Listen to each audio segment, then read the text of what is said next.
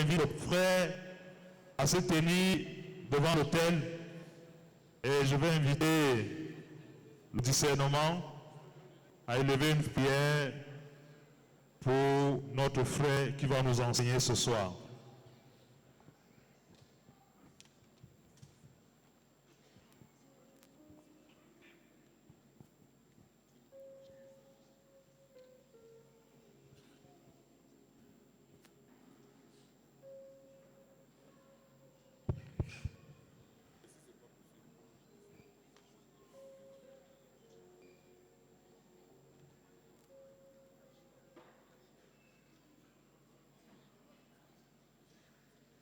Esprit Saint du Dieu vivant, nous t'appelons une fois de plus. Nous t'appelons pour faire de Léonard ce sacrifice agréable au Père, pour qu'il devienne la bouche qui dit les paroles du Père, pour qu'il devienne un héros de l'Évangile ce soir, pour qu'il touche les cœurs, comme Pierre au jour de la Pentecôte. Oui, Esprit Saint, viens, descends sur Léonard et couvre-le comme l'eau couvre le fond de l'océan.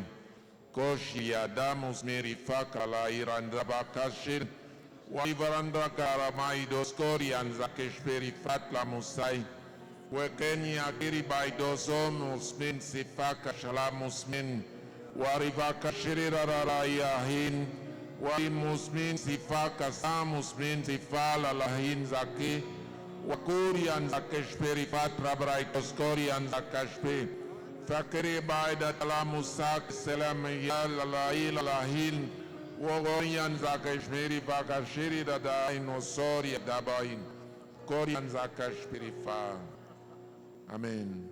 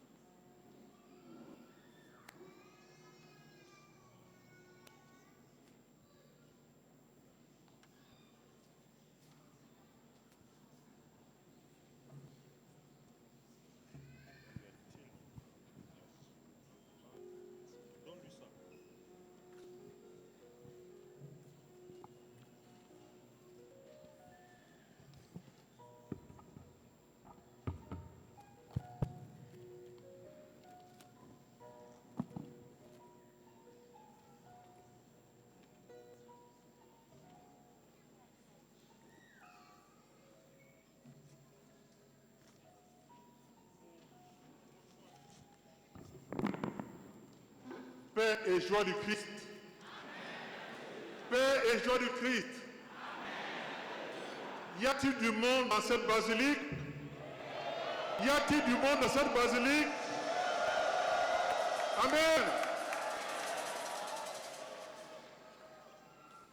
Le thème qu'on m'a proposé, ou alors le thème qui nous a été proposé par l'Esprit Saint, porte sur le renouveau charismatique catholique et le cinquantenaire jubilé d'or de colonnes de feu.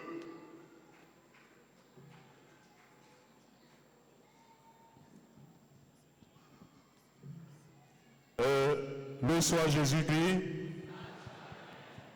S'il vous plaît, nous venons de perdre une tablette. Vous avez retrouvé?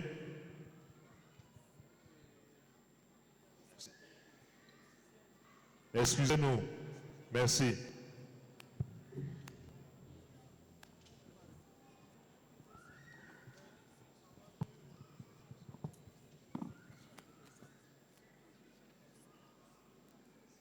J'en étais au thème de ce soir, qui porte sur le renouveau charismatique catholique et le cinquantenaire jubilé d'or de colonnes de feu. Avant que d'entrer dans le vif du sujet pour nous parler de colonnes de feu et de ses débuts, acceptez que je m'attarde un tout petit peu sur la naissance du renouveau charismatique catholique. On a souvent coutume de situer le début du renouveau charismatique catholique au lendemain du concile œcuménique de Vatican II,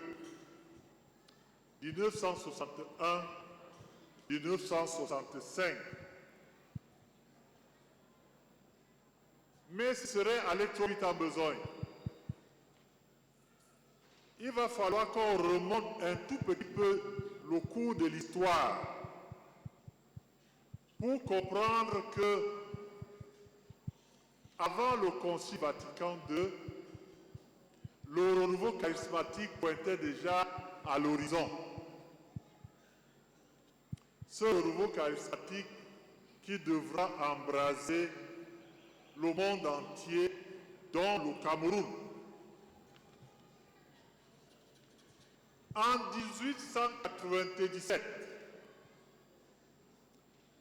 1897, sous l'impulsion de sœur Elena Guerra. Elena Guerra, c'est sœur religieuse, fondatrice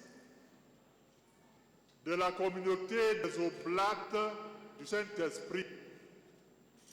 C'est sous son impulsion que le pape Léon XIII écrivit l'encyclique Divinum Eliud Munus.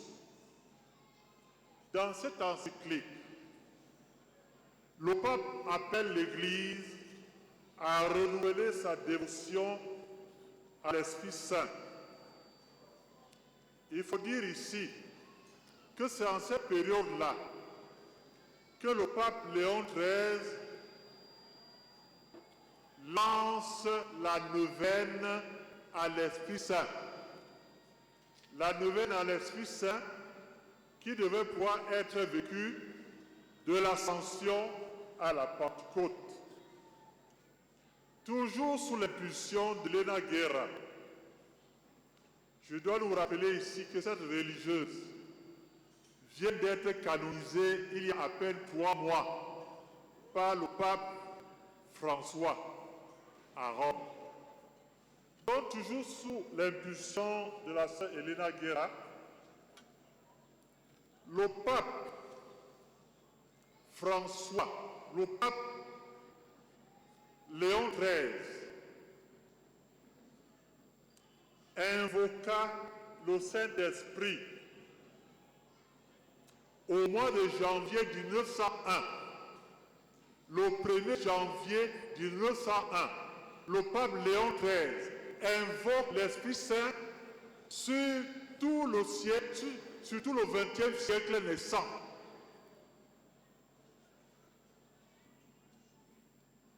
À Rome, il chante l'hymne ancienne Veri Creator Spiritus. Et voilà comment un miracle va se réaliser, va se produire. Le pape chante l'hymne ancienne Veri Creator Spiritus à Rome. Et au bout du monde, à l'école biblique de Bethel, à Topeka, dans l'État du Kansas, il y eut là-bas, à la suite de la prière du pape à Rome, une effusion de l'Esprit Saint. L'Esprit Saint tomba sur ceux qui étaient réunis à l'école biblique de Bethel à Topeka, dans l'État du Kansas. Le pape prie à Rome et l'Esprit Saint tombe sur qui? Sur nos frères protestants qui étaient réunis en prière. C'est extraordinaire. Et c'est là qu'est né l'œcuménisme. Le renouveau charismatique est né œcuménique. Le pape prie à Rome, le pape Léon XIII prie à Rome, et l'Esprit Saint tombe sur nos frères protestants.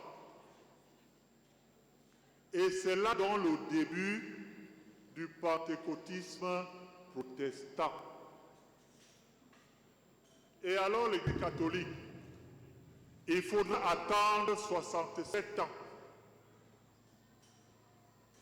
À la veille du Concile Vatican II, qui devra aller de 1961 à 1965, le pape Jean XXIII, puisqu'il s'agit de lui à cette période, le pape Jean XXIII, dans le cadre des préparatifs du Concile Vatican II, formule la prière suivante.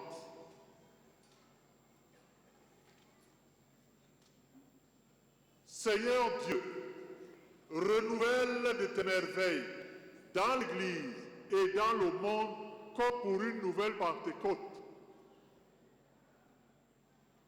Seigneur Dieu,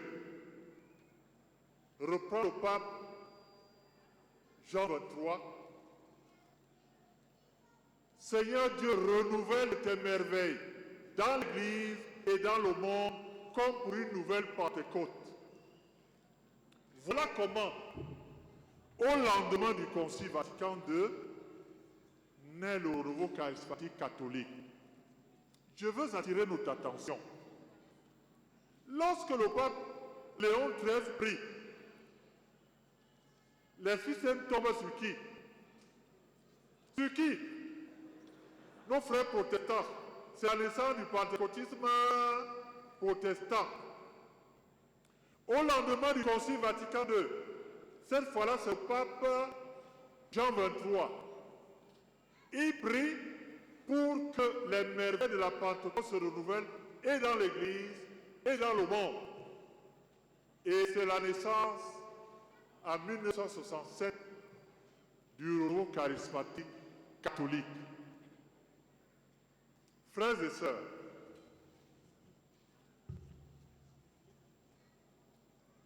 je vais m'attarder un peu sur les événements qui ont précédé ce début du renouveau charismatique catholique. Lors du Concile Vatican II, un débat avait été assez ardu entre les cardinaux partisans du caractère caduc des manifestations spirituelles et charismatiques. Et la tête de file de ceux-là était le cardinal Ruffini. Et de l'autre côté, il y avait les partisans de l'actualité des charismes. La tête de file de ceux-là était le cardinal Léon Suenes. Lorsqu'ils passèrent au vote, bien évidemment, étant entendu que le concile est à chaque fois sous la mouvance de l'Esprit Saint, c'est l'Esprit Saint qui eut raison. Et lorsque vous lisez les 16 documents conciliaires, vous allez vous rendre compte comment est-ce que l'Église met l'accent sur la place de l'Esprit Saint dans l'Église. Et il est dit ceci, que le peuple de Dieu, laïque et consacré confondus, ont le droit et le devoir d'exercer les charismes. Alors je reviens sur les événements qui avaient précédé la naissance de notre renouveau charismatique catholique. La mi-février 1967,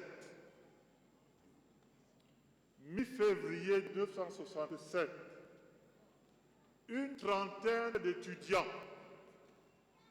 et de professeurs de Duquesne décident de se réunir pour un week-end de prière et de réflexion centré sur les 4 premiers évangiles, sur les 4 chapitres des Actes des Apôtres. Pendant qu'ils se tenaient en prière,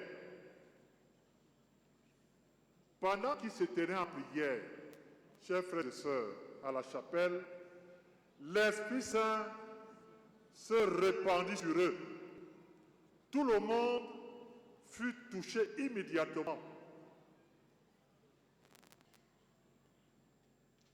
par le Saint-Esprit. Dieu conduisit chacun d'une manière merveilleuse. Quelques-uns commencèrent à parler en langue. D'autres reçurent le don de discernement, de prophétie et de sagesse. Mais le don le plus important était celui de l'amour.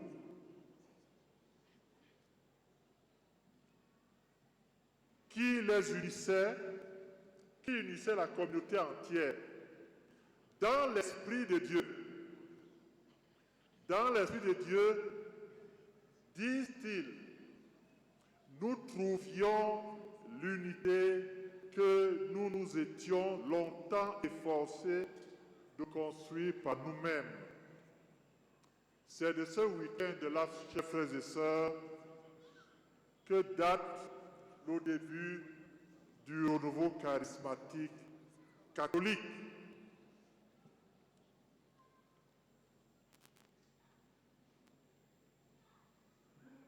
Ce renouveau qui naît donc aux États-Unis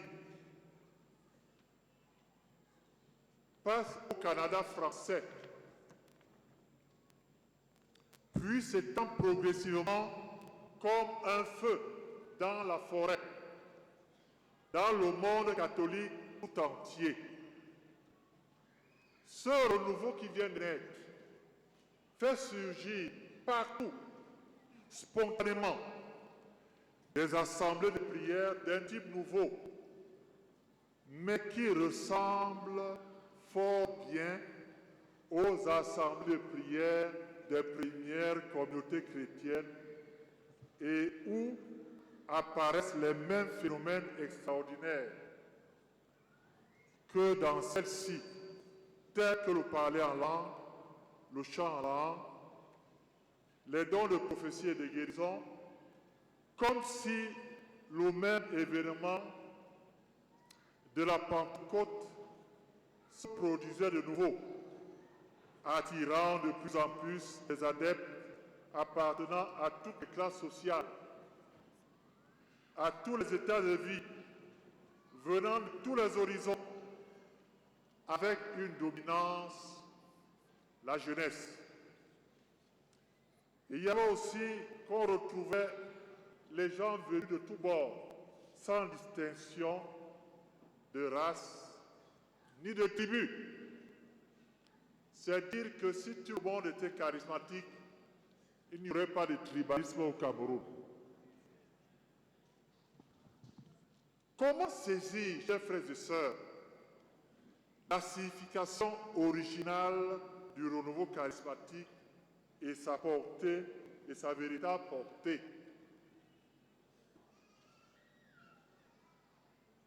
Comment devrions-nous saisir la portée du renouveau charismatique et sa signification originale? Chers frères et sœurs, pour ce faire, il faut se garder d'y voir un mouvement. Le renouveau charismatique n'est pas un mouvement. Écrivez. Si vous avez ni bic ni papier, vous ouvrez votre ciboule et vous écrivez dedans. Le renouveau charismatique n'est pas un mouvement.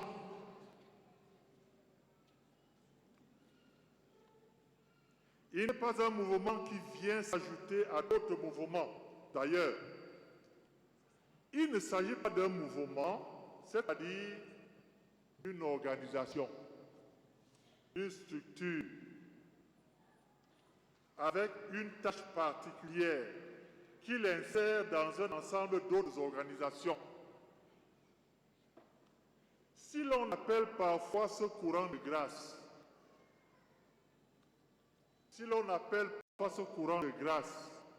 mouvement charismatique, eh bien cette appellation est à prendre dans le sens où l'Église universelle est en mouvement. Le renouveau charismatique n'est pas un mouvement, mais c'est l'Église en mouvement. Le renouveau charismatique courant de grâce est un élan collectif, une dynamique, une houle entraînante qui balaie tout sur son passage. Un courant de grâce se distingue d'un mouvement. Un mouvement a à sa tête un fondateur. Un courant de grâce, non. Un mouvement exerce un charisme qui lui est propre et qu'il tient de ce courant de grâce appelé le renouveau charismatique.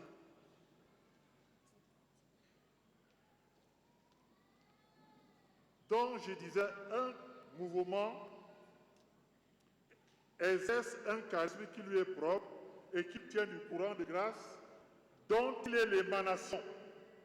Le courant de grâce n'a pas de charisme propre, car il en est tout simplement le dépositaire. C'est de lui que les groupes, les communautés, les fraternités, qui en sont les émanations, existent des charismes qui leur sont propres. Colonne de feu est une émanation du courant de grâce appelé renouveau charismatique. Et Fata, les béatitudes du Seigneur de Jésus et de Marie, et Fata l'Immaculée Conception, la communauté de Cana et bien d'autres groupes dans nos paroisses sont les émanations de ce courant de grâce. Donc, on doit et on peut les appeler des mouvements. Si on était dans un cours de mathématiques,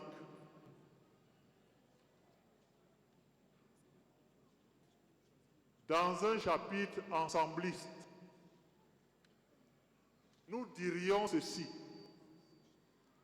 Nous dirions que le courant de grâce, c'est le grand ensemble. Les groupes de prière, les fraternités, les communautés et même les services sont les sous-ensembles de ce grand ensemble qu'on appelle renouveau charismatique courant de grâce. Nous étions à Rome en 2019 devant le pape François. Il nous a dit ceci: votre nom est courant de grâce. Votre nom est courant de grâce. Si l'on ne distingue pas clairement le courant de grâce à un mouvement, bonjour les dérives, bonjour les aberrations. Et vous trouvez certains qui vont se verser à chercher le charisme du donateur de charisme, qu'est le courant de grâce.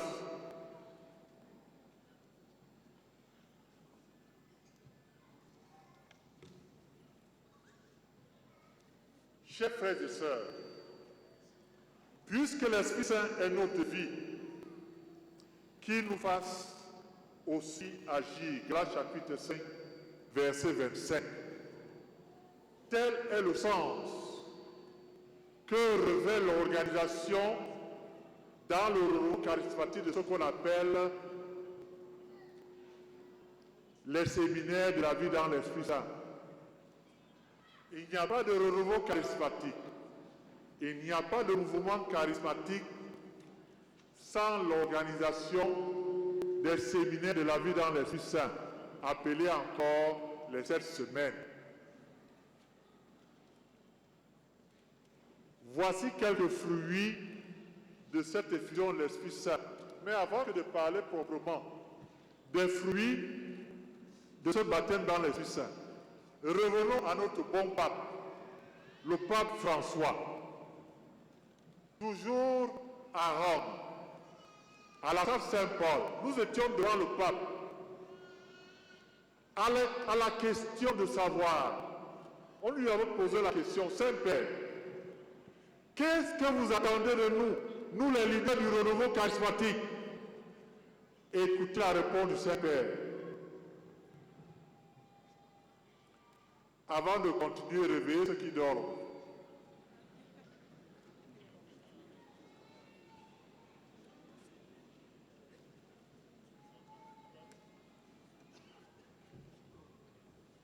À la question de savoir ce que le Saint-Père attendait de nous, le Saint-Père a dit ceci. Mes enfants, allez de par le monde et répandre le baptême dans l'Esprit Saint. Amen. Amen. Zala kalao kishi lokosoi. Washi milo kalai kishi lokushi mila la kalai kiso lokosoi. Wakai milo lokosai kalai milai. Donc le Saint-Père nous demande, allez répandre le feu dans toutes vos paroisses. Voilà pourquoi, depuis que nous sommes revenus en 2019 de Rome, pour ce qui concerne Colonne de Feu, nous n'avons de cesse d'organiser les séminaires de la vie dans l'esprit dans toutes nos paroisses d'accueil. Et cette effusion de l'Esprit Saint n'est pas l'apanage des membres de Colonne de Feu, les membres du renouveau charismatique. Car faut-il le rappeler, cette nuit de prière, bien qu'elle portait les statues de Colonne de Feu, c'est la fête, c'est la nuit de tout le renouveau charismatique national. Applaudissez pour tout le renouveau.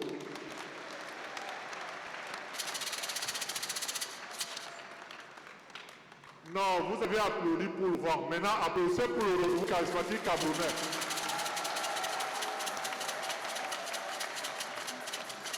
Donc vous tous, membres du renouveau charismatique camerounais qui êtes ici, soyez heureux d'être là. Soyez heureux d'être là et soyez bénis. C'est votre fête. C'est votre fête. C'est votre fête. Je vais plus loin. Même nous qui n'appartenons à aucun groupe du renouveau, c'est aussi notre heure. C'est aussi notre heure. Mais nous allons y revenir. Parlons d'abord des fruits de l'effusion de l'Esprit Saint, appelé encore baptême dans l'Esprit. L'un des fruits de l'effusion de l'Esprit Saint dans le renouveau charismatique, c'est l'accroissement de la vie divine en nous. Plus tu côtoies l'Esprit Saint, plus tu deviens ressemblant à Jésus-Christ. Ça fait que le jour de ta mort, tu vas créer des problèmes à Dieu.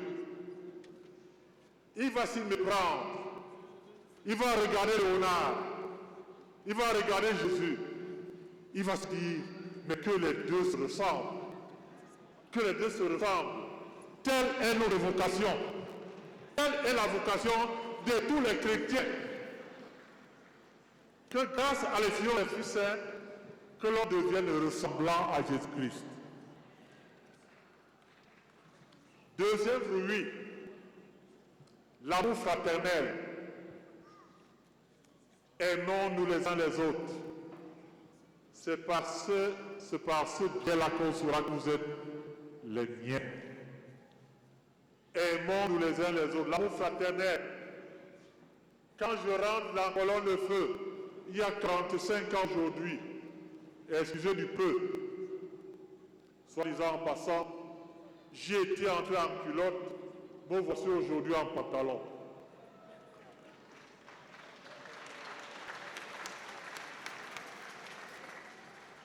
Quand j'entre donc dans ce renouveau il y a 45 ans, il n'y avait pas de considération tribale, ni de considération raciale.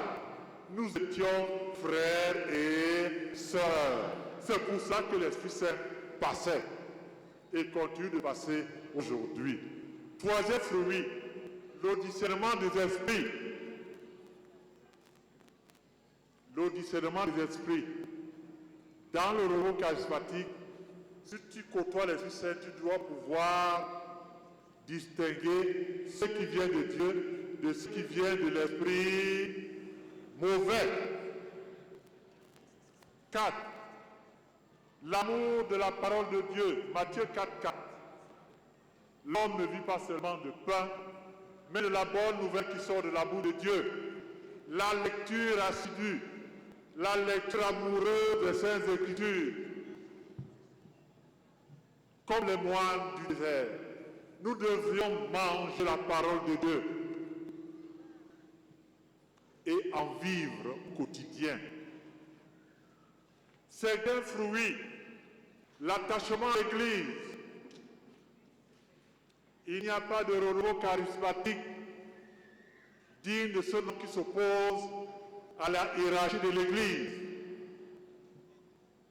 6e fruit émanant du baptême dans l'Esprit Saint. Le témoignage et l'évangélisation. Le souci que nous avons dans le renouveau charismatique camerounais, c'est que certains de nos communautés, certains de nos groupes se limitent aux 4 murs de la paroisse, de la chapelle. Il faut aller annoncer Jésus dans les villes et les villages. Et pas François nous demande d'aller dans les périphéries existentielles pour annoncer Jésus-Christ. Il y a une grande pauvreté. Oui, la pauvreté matérielle. Mais il y a également la pauvreté spirituelle.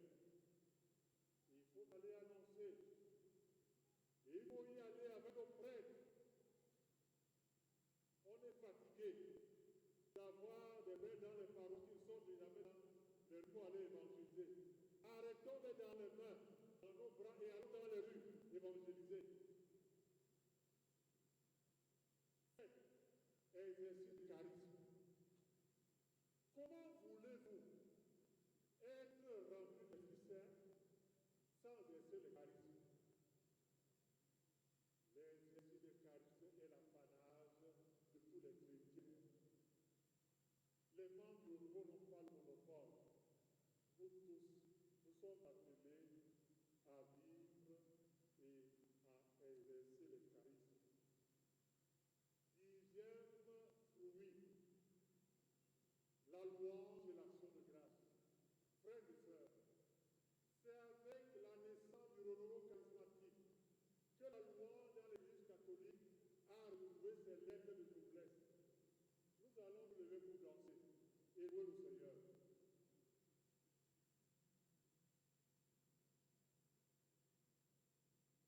Comment ne pas te louer? Comment ne pas te louer? Comment ne pas te louer? Seigneur Jésus, comment et pourquoi? Comment ne pas te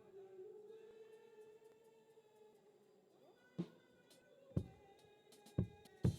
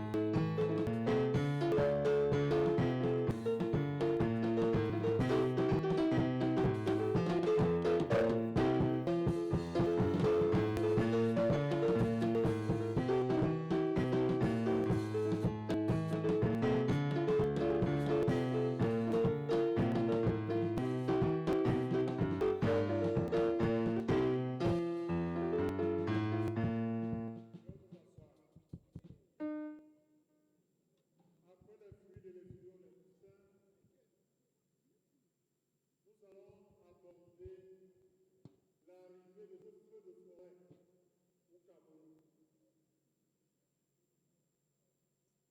Parti des États-Unis, embrassant toute l'Amérique du Nord, l'Europe et tous les continents, le robot Kadhafi devrait atterrir au Cameroun.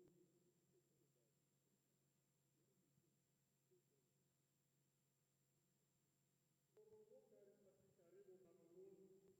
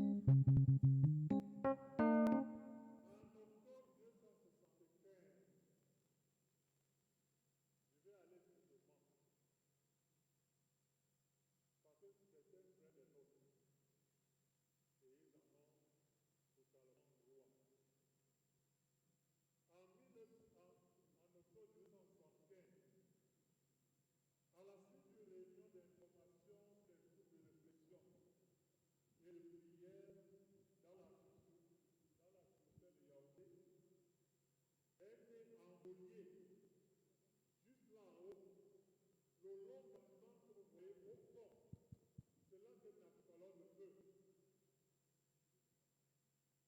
Donc, elle est envoyée dans les locaux du CEPEC, c'est-à-dire le centre d'éducation à la promotion collective, organisme d'aide au développement de la distribution de Yaoundé, le groupe de prière qui a devenir la communauté de prière charismatique colonne de feu.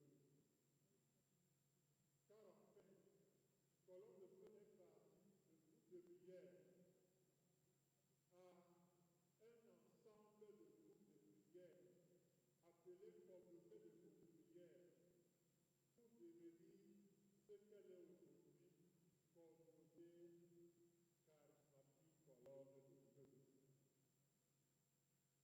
Donc, à cette réunion,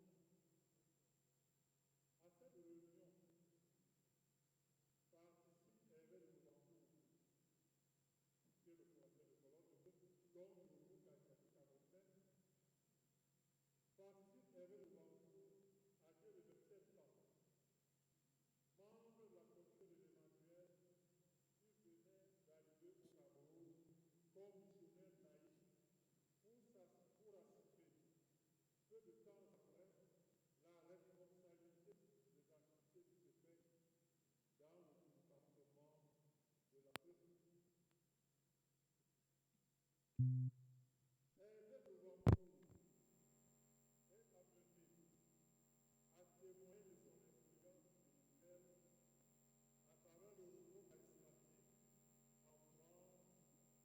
dans la communauté de l'Emmanuel, ainsi qu'au centre public ghanéen dans les semences en Belgique. À l'issue de cette réunion, suivez bien, à l'issue de cette réunion, Hervé propose aux personnes intéressées par le nouveau charismatique de se retrouver en Golier, où les participants sont d'accord pour prendre part au démarrage d'un groupe de prière charismatique. Au bout de quelques semaines, le groupe atteint 50 personnes.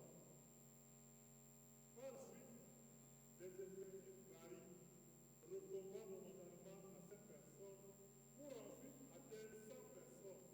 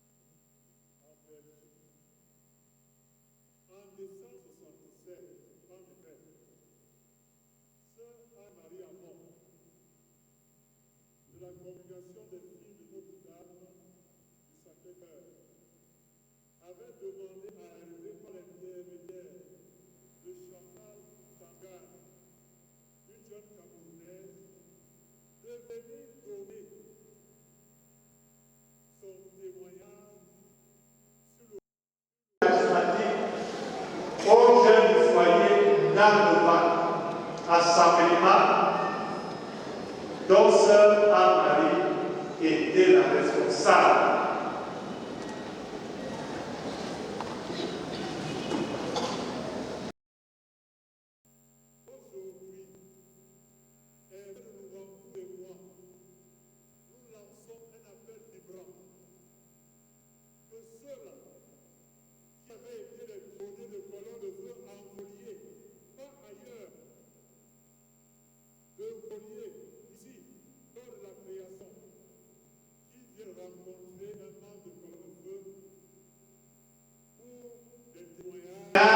Sur le début de colonne de feu sur cette colline de Volier, car c'est ici que colonne de feu naquit. Voici la nature actuelle de colonne de feu. La communauté colonne de feu est une association de fidèles de tous états de vie. La communauté est reconnue à norme de droit, canon 298 à 311 et canon 321 à 329. Sujet de droit et d'obligation dans l'Église. Colonne de feu est régie par les normes de loi canonique, canon 321 à 329, et par ses statuts. Le siège principal, que dire? Le siège mondial de colonne de fer au Cameroun, à Yaoundé, en Corée du Sud. Si vous n'applaudissez pas, ne n'applaudissez pas.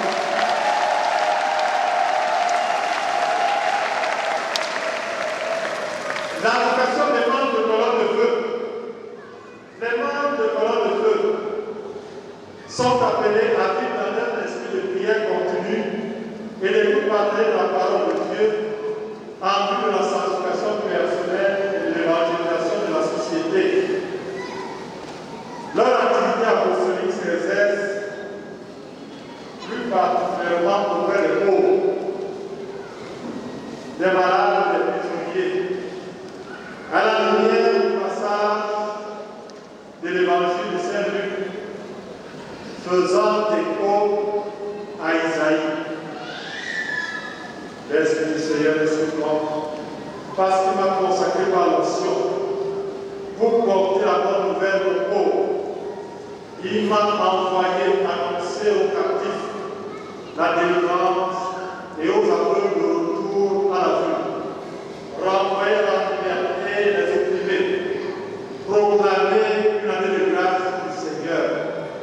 Luc chapitre 4, versets 18 à 19.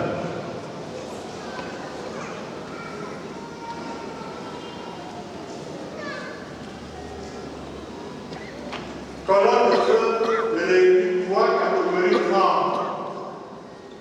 Il y a les membres engagés, amis, les membres engagés temporaires et les membres engagés définitifs.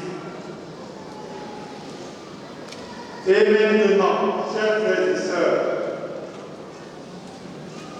je m'en vais vous annoncer une bonne nouvelle. Je sais que les bonnes nouvelles vous en raffolez. Nous tous ici à l'Assemblée, nous sommes charismatiques.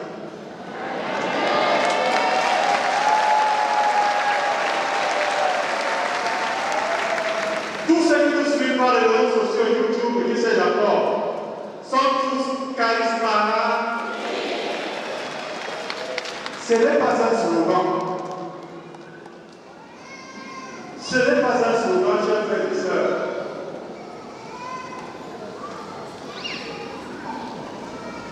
Acte chapitre 11, verset 26. Antioche, c'est-à-dire dans l'activité actuelle, Antioche, les disciples reçurent pour la première fois le nom de chrétien, qui veut dire, qui fait penser au Christ. Mais pourquoi est-ce que nous sommes appelés chrétiens? Pourquoi sommes-nous appelés chrétiens? Nous qui sommes baptisés au nom du Père et du Fils et du Saint-Esprit. Pourquoi sommes-nous appelés chrétiens?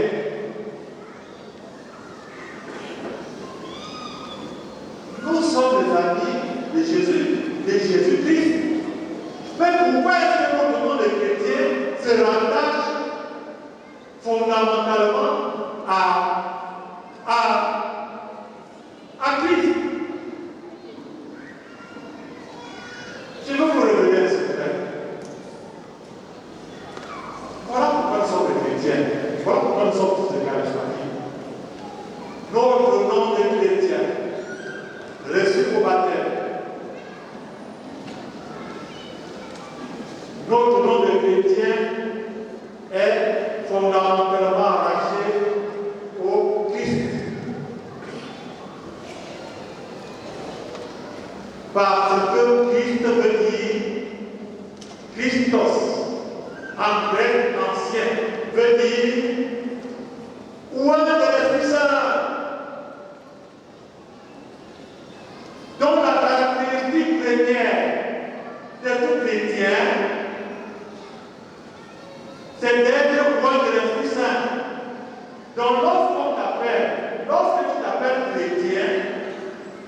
première caractéristique, c'est que tu es doué de l'Esprit Saint. Donc tu es charismatique. Tu es charismatique. De par mon baptême, je suis charismatique, de toi. Donc en puissance, depuis mon baptême, je suis charismatique. Mais est-ce que dans la pratique, je suis charismatique?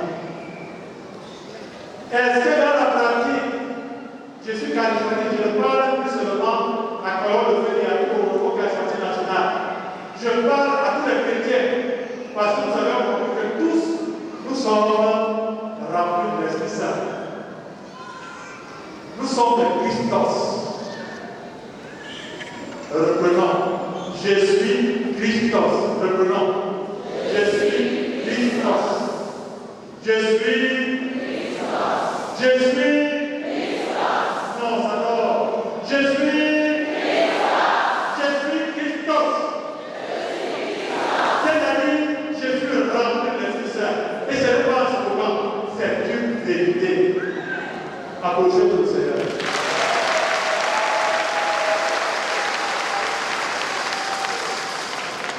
Voilà pourquoi ce jubilé n'est pas seulement la fin de colonne de feu, encore moins du renouveau charismatique catholique au Cameroun.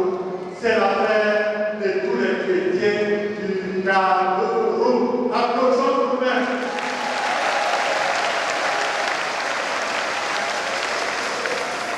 Jubilé tant de joie, tant d'allégresse. C'est notre affaire. Mais il y a quelque chose.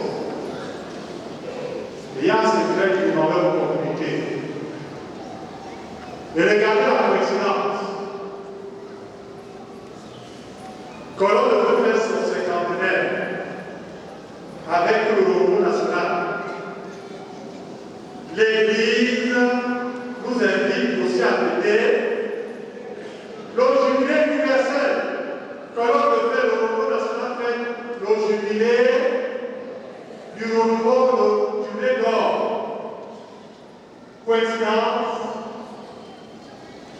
l'Église universelle nous invite à fêter le jubilé universel. Troisième coïncidence, nous fêtons le jubilé du renouveau charismatique là où le colonne de fait était, là où le renouveau était, en premier, là derrière.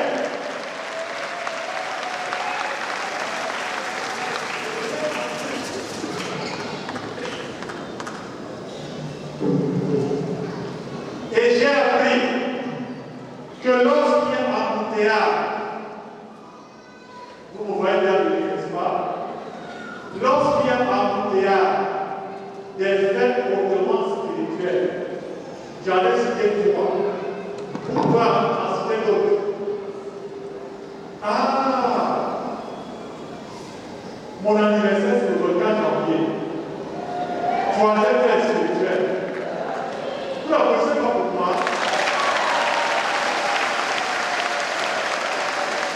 Alors, lorsqu'il y a un embouteillage des faits hautement spirituels, que nous disent les mystiques de l'Église catholique romaine? Les mystiques nous disent que lorsqu'il y a donc ces rapports, qui n'est pas fortuit, ces rapports, cet embouteillage spirituel, le fait spirituel, c'est qu'il y a un mystère sous-jacent, c'est qu'il y a un mystère à découvrir. Quel est donc le mystère à découvrir? Quel est donc le mystère à découvrir dans ces rencontres, dans cette trilogie spirituelle? C'est tout simplement que nous sommes des enfants bien-aimés du Seigneur. Amen. Amen. Nous allons donc, frères et sœurs, nous employer à récolter les grâces de cette fête du jubilé, du double jubilé, jubilé de l'Église universelle, jubilé de colonne de feu. Et si tu apportes le don de la prière, eh bien, bien, tu vas prendre les grâces sur le dos de la prière. Si tu apprends un verbe, eh bien tu vas prendre les grâces, tu vas rencontrer les grâces dans un verbe. Venez avec les conteneurs. Venez avec les conteneurs. Y a-t-il des gens dans cette basilique? Y a-t-il des gens dans cette basilique?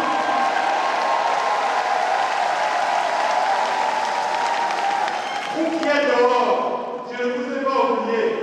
Y a-t-il des gens dans l'esplanade? Y a-t-il des gens dans l'esplanade? Sachez que vous êtes là pour récolter les grâces. Soyez prêts. Et le frère Daniel nous a dit au niveau de cette Bible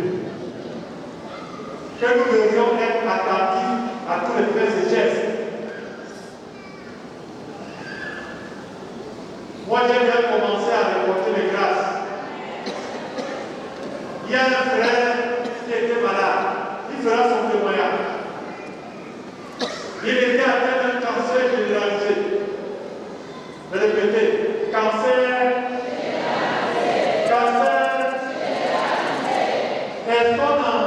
Est-ce qu'on en guérit?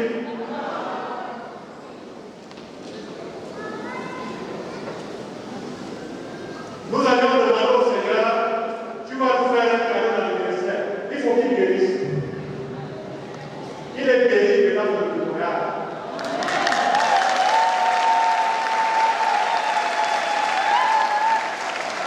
Frères et sœurs, sœurs charismatiques, comme on dit, nos pères évêques, comme le prêtre et pape depuis le Concile Vatican II, est un don du ciel à l'Église.